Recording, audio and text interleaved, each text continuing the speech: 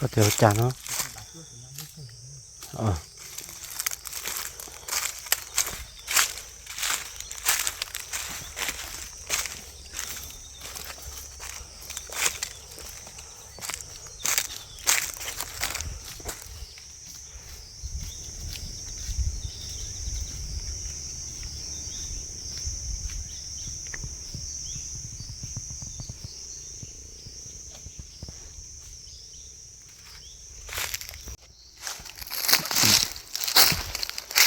ทีนี้ก็มาฮอดสถานที่แล้วเนาะฮอดสถานที่แล้วพี่น้องเขาบอกว่ามีตัวเข้าห้องหลายเนาะแล้วเขาก็ยิงได้ไป5-6 ตัวเลยเนาะก็บ่มั่นใจว่ามันจะมีหรือเปล่าคือบ่เห็นมากเนาะแต่พี่น้องเขาว่าแถวนี้มีเข้าห้องหลายเนาะบนนั่งที่เขานั่งเนาะห้างที่เขานั่งพี่น้องห้างที่พี่น้องเขานั่งคือซีเมนต์แถวนี้ก็จะเห็นโกมากเลยตามที่เขาบอกคือซีเมนต์แถวนี้นั่นแถวนี้เถอะหอยตัวกระหอกเนาะมันก็เลย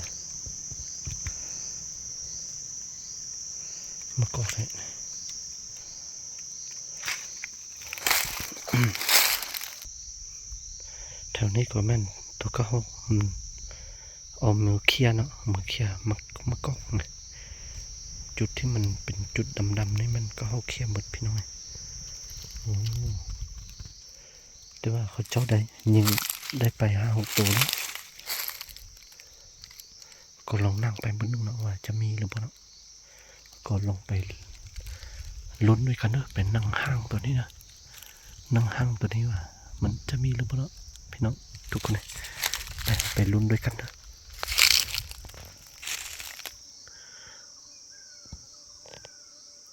เมืองทำการ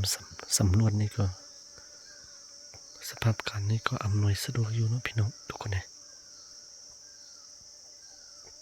พี่น้องเขาบอกว่ามีหลายเนาะก็มีหลายแต่ว่าเป็นจังใดเขาก็ลุ้นไปหับสมเบิ่งว่ามันจะมาหรือบ่เนาะก็เขา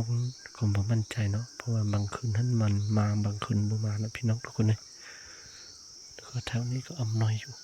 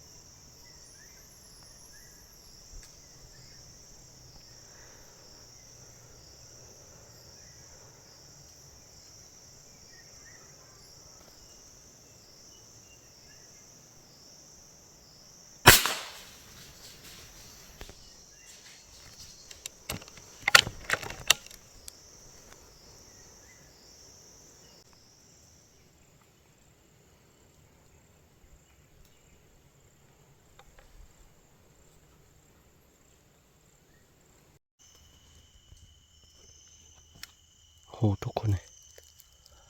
ก็ห้องก็มา3 ตัวเนาะมา3 ตัวก็ห้องง่ายนะมา3 ตัวแต่ว่าได้ยิงไป2 นัดเนาะนัดนึงยิงแต่ก็เล่นน้อยเนาะแล้วก็นัดนึงยิงก็ห้องง่าย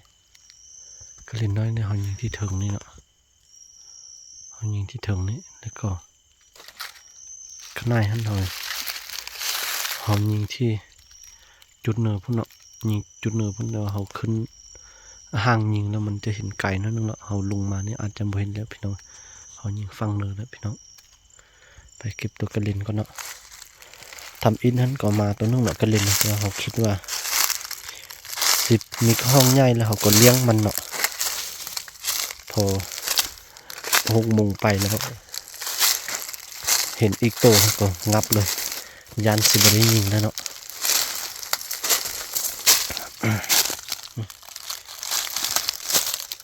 เรียบร้อย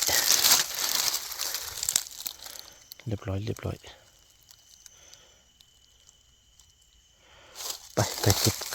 กระหอกกันมา3-4 ตัวได้ว่ามันมาพร้อมเดียวเนาะมันมาพร้อมเดียวเราจัดการตัวนึงแล้วกระโดดกลับหมดเลยมาคำแท้คำว่าพี่น้อง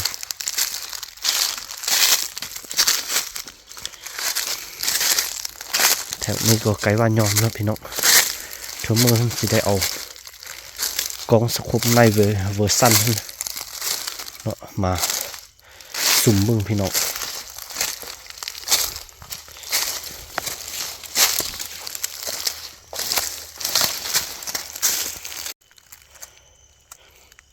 กิมมันไ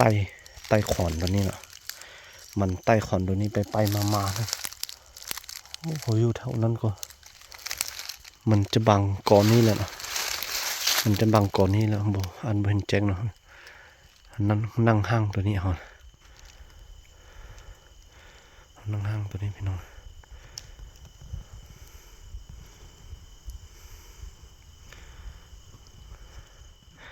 นี่ไปหาจุดที่เรานั่งก็ไกลเติบเนาะ30 เมตรพี่น้อยประมาณนั้นเลย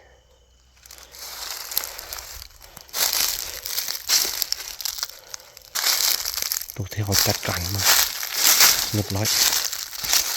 นี่ตัวง่ายๆสะง่ายเรียบร้อยจัดการเรียบร้อย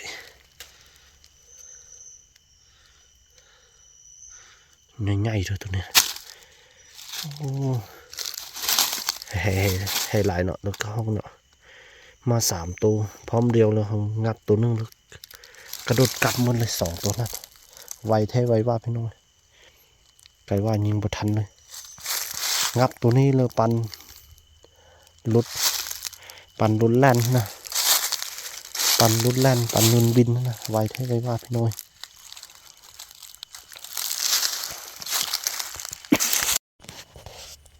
นี่ก็คือผลงานของเราพี่น้องผลงานของเราได้แต่2 ตัวเนาะก็ถือว่ามันเล็กน้อยพี่น้องก็บ่มันแห้งเนาะมันเล็กน้อยเราก็ไปเบิ่งว่าเพื่อนของเราเนาะว่ามันจะได้หรือบ่ก็เพื่อนของเราก็ได้ยินเสียงปืนท่านก่อนก็คือว่ายิงไป2 นัดเนาะเขาก็ไปเบิ่งผลงานของเพื่อนเขาว่ามันจะได้จากโต๊ะพี่น้องเขาได้2 ตัวได้ของพอได้ของแกมพี่น้องกดไปเบิ่งผลงานของพี่น้องเขาแล้วว่าจะได้หรือบ่พี่น้อง